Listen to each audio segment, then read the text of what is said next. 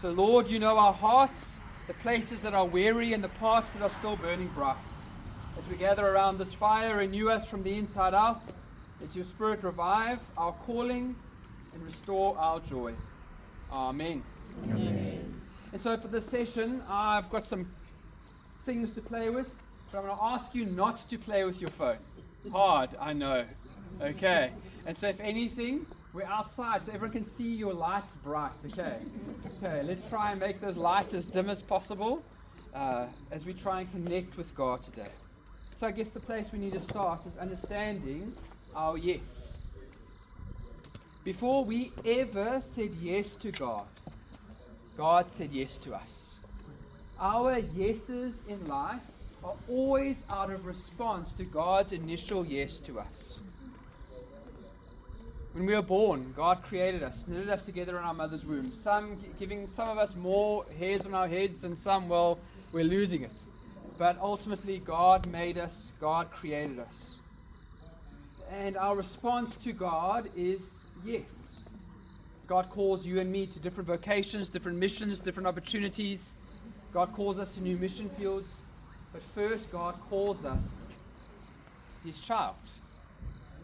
And God calls you and me princes and princesses. God calls you and me. And our yes first is always to be a yes to God. This is why Jesus' words in Matthew 5 earlier, the passage we read, is so powerful. Let your yes be yes. It's a reflection of God's character, right? When God created you, when God met you through prevenient grace and justification and sanctification, we came to know Jesus as our Lord and Savior, we said yes to God. And every other yes we say to will always be an echo of just that. And that yes is relational. Don't you love the first thing Jesus says to his disciples is, follow me. It's not, please sign on the dotted line here, my friend. Here's a contract, terms and conditions apply.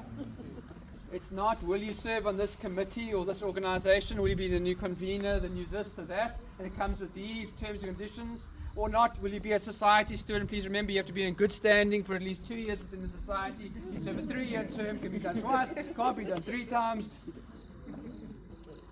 It's relational, isn't it? Follow me. God's first yes to us is in a journey of relationship. When he appoints the disciples, he says he appointed 12 that they might be with him and that he might send them out. The order here matters. Being precedes doing. You will be my disciples and then I will send you out, right? When we get spiritually fatigued, we're no longer being, we just do. And so we go out. We're like dry wells trying to give people water.